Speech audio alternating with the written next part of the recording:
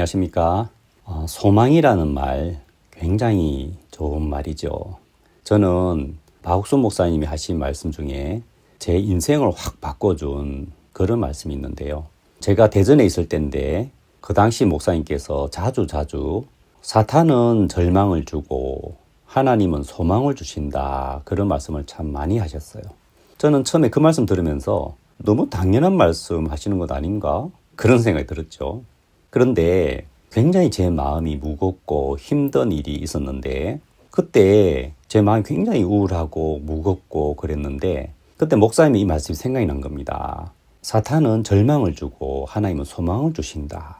그때 이 말씀 생각나면서 내가 지금 마음이 절망스럽고 무겁고 힘든 이것이 나는 정말 그럴 수밖에 없는 일이 닥쳐서 그렇다 생각했는데, 이 목사님의 말씀을 비춰보면은 내가 지금 이렇게 힘든 이유가 사탄의 음성을 받아들이고 있어서가 아닐까, 그런 마음이 든 겁니다. 그래, 내가 지금 절망스러운 이유가 사탄의 음성을 받아들였구나. 사탄이 이 어려움을 가지고 계속 마음에 절망을 주고 마음을 몰아가니까 그런 거지. 그럼 내가 사탄의 소리를 왜 들어? 하나님은 뭐라고 하시지? 하나님은 소망을 말씀하시잖아. 그래, 그럼 내가 소망을 갖자. 하나님이라면 어떤 문제 앞에서도 그 문제 앞에 그냥 기가 죽어버린다든지 이건 안 되겠네, 그러실 분이 아니잖아요. 어떤 문제도 소망으로 바꿀 수 있는 능력이 있으신 분이 하나님이시고, 그렇기 때문에 우리는 하나님이 계시다면 어떤 일 앞에서도 소망을 얻을 수가 있단 말입니다.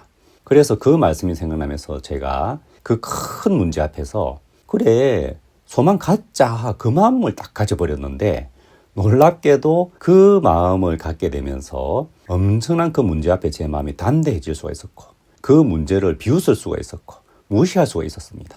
그런데 놀랍게도 그 말씀을 받아들인 그 마음이 믿음이기 때문에 하나님이 정말 놀랍게 갚아주시더라고요. 제가 그런 걸 통해서 어떤 문제 앞에서 하나님의 말씀을 먼저 생각하는 그런 마음으로 제 마음이 옮겨지게 되었단 말입니다. 자, 사탄은 절망을 주고 하나님은 소망을 주신다. 이게 성경에서 하시는 말씀이잖아요. 그런 부분을 한번 살펴보겠습니다. 소망이라는 것은 어떤 일 바라는 것을 말하는데, 기대라고 또 표현할 수가 있죠. 소망의 하나님이 모든 기쁨과 평강을 믿음 안에서 너희에게 충만케 하사 성령의 능력으로 소망이 넘치게 하시기를 원하노라. 자, 여기 보면 소망의 하나님이라고 나오죠. 이 말씀 너무 좋은 거예요. 하나님은 소망의 하나님입니다. 그렇기 때문에 모든 기쁨과 평강을 믿음 안에서 우리에게 충만케 하시는 거예요. 그래서 성령의 능력으로 소망이 넘치게 하시는 분이 하나님이시란 말입니다. 하나님은 소망의 하나님이시기 때문에 우리 마음에 소망이 넘치게 하시는 분이에요. 저도 그렇게 이 하나님의 말씀을 내 마음에 받아들이면서 점점점 제 마음이 소망으로 채워져 가는 겁니다. 나 여호와가 말하노라. 너희를 향한 나의 생각은 내가 아나니 재앙이 아니라 곧 평안이요 너희 장래에 소망을 주려 하는 생각이다. 자, 하나님이 우리를 향한 생각은 소망을 주려는 생각이에요. 하나님은 우리에게 소망을 주고 싶으시는 바로 소망의 하나님이시라는 겁니다. 무엇이든지 전에 기록한 바는 우리의 교훈을 위하여 기록된 것이니 우리로 하여금 인내로 또는 성경의 안위로 소망을 가지게 함이니라. 우리를 위해서 있는 이 성경 말씀은 우리로 하여금 소망을 가지게 하는 말씀이라는 겁니다. 우리가 하나님의 말씀과 가까우면 가까울수록 우리 마음에는 소망이 넘치는 겁니다. 반대로 하나님의 말씀과 멀면 멀수록 우리 마음은 형편과 문제에 젖어들게 되고 내 눈앞에 닥치는 그 문제로 인해서 내 마음의 절망 속에 빠지게 되는 겁니다. 그것은 사단이 주는 음성을 받아들이기 때문이라는 것이죠. 소망 중에 즐거워하며 환난 중에 참으며 기도에 항상 힘쓰며, 그리스도인은 이렇게 해야 되는 겁니다. 소망 중에 즐거워해야 되는 것이 그리스도인의 삶이라는 것이죠. 그러기 위해서는 하나님의 말씀에 젖어 있어야 되거든요. 그리고 사단이 때때로 문득문득 어려움을 통해서 절망을 줄 때 말씀을 생각하고 그 형편을 무시하고 소망을 가질 수 있는 그 마음, 그것이 진정 그리스도인이 가져야 될 마음이라는 것이죠. 사단은 항상 우리에게 설득을 합니다. 자, 네 눈앞에 보이는 이것이 얼마나 큰 문제냐. 이런데도 네가 절망 안 할 수 있느냐. 이거 진짜 큰 문제야. 굉장히 합당한 것으로 우리를 설득하려고 하는데 하나님의 말씀은 그 모든 형평과 상식을 깨고 하나님을 의지해서 우리 마음에 소망을 갖도록 하신다는 것이죠.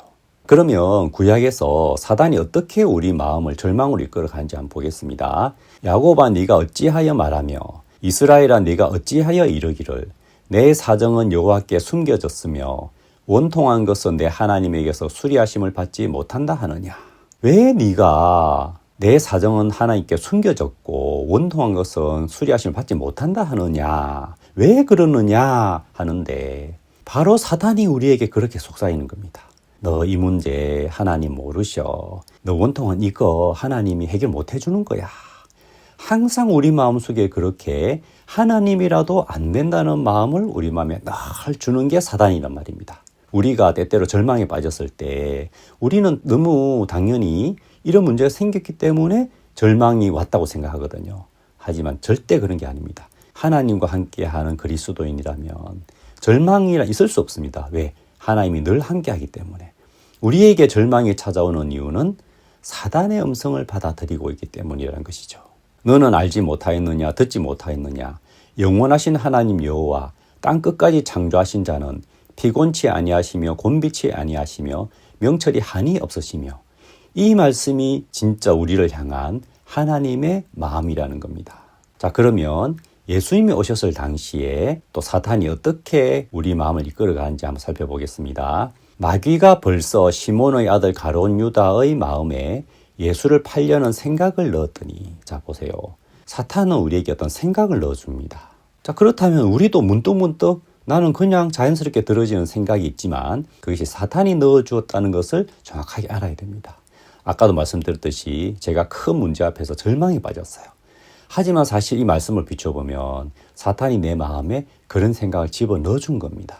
그래서 가룟 유다는 예수님을 팔았고 나중에는 정신 차리고 보니까 자기가 어마어마한 잘못을 저지른 거죠. 가로되 내가 무죄한 피를 팔고 죄를 범하였도다 하니 저희가 가로되 그것이 우리에게 무슨 상관이 있느냐 네가 당하라 하거늘 유다가 은을 성소에 던져놓고 물러가서 스스로 목매어 죽은지라.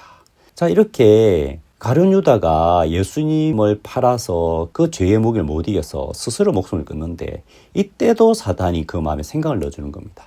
하지만 조금만 생각해보면 이미 예수님은 가룟 유다에게 네가 나를 팔리라고 하셨거든요.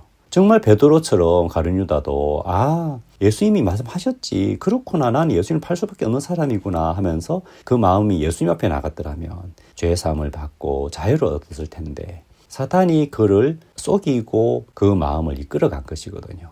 그리고 예수님이 부활을 하셨는데 정말 그 부활했다는 소문이 들리지만 제자들은 그 절망에서 벗어나지 못하고 있었어요. 갈릴리에 모일 때에 예수께서 제자들에게 이르시되 인자가 장차 사람들의 손에 넘기워 죽임을 당하고 제3일에 살아나리라 하시니 제자들이 심히 근심하더라. 예수님은 죽으시고 다시 살아나신다 했단 말입니다. 근데 제자들은 뒤에 있는 말씀은 생각지 않고 앞에 죽는다는 말씀에 절망 속에 빠지고 근심을 한 겁니다.